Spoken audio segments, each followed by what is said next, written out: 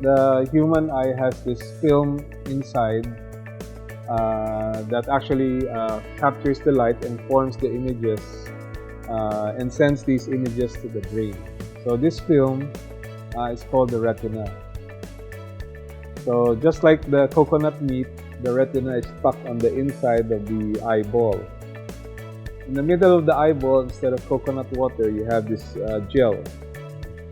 Now, as we get older, that gel normally shrinks.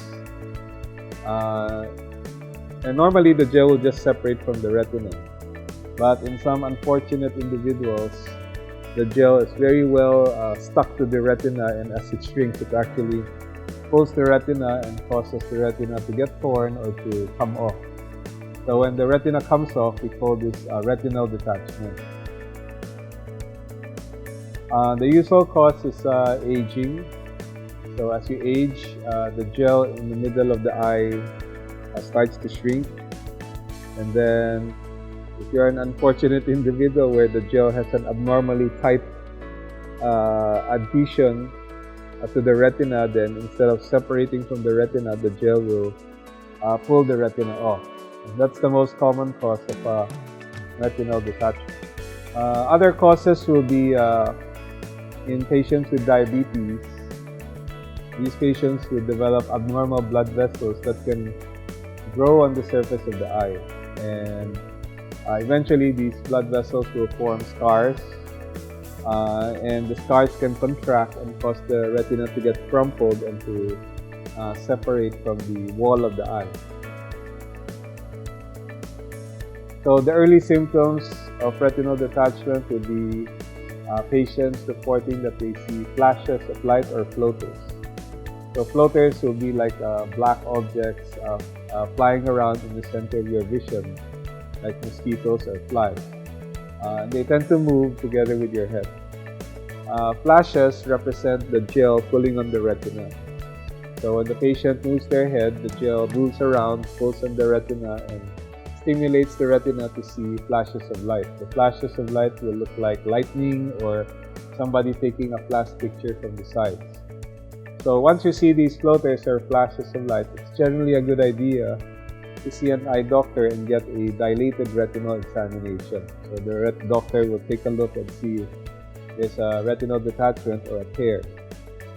If you already have a retinal detachment, the patient will see a dark curtain out of the sides of their vision, and then as the retina detaches more and more, the dark curtain will become larger and larger until the entire vision is gone.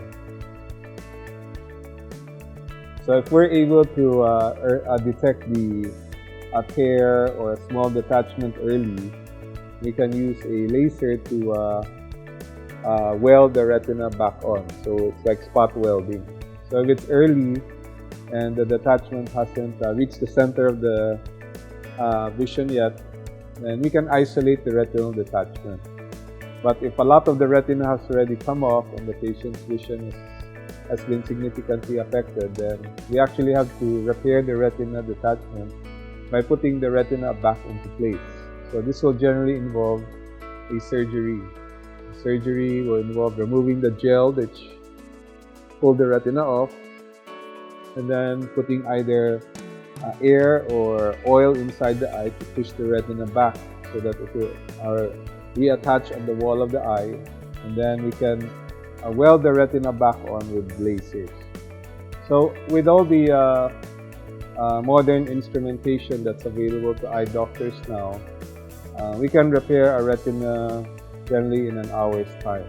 This used to take several hours to repair, but now we can do it usually in an hour's time. But the recovery process is a little slower than with the other surgeries that we do. Because when we weld the retina back on, it takes about 1 to 2 weeks for the welding to be very strong.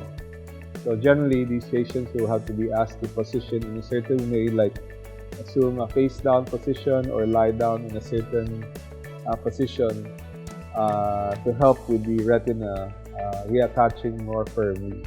So usually the recovery period might take 2 weeks to 1 month.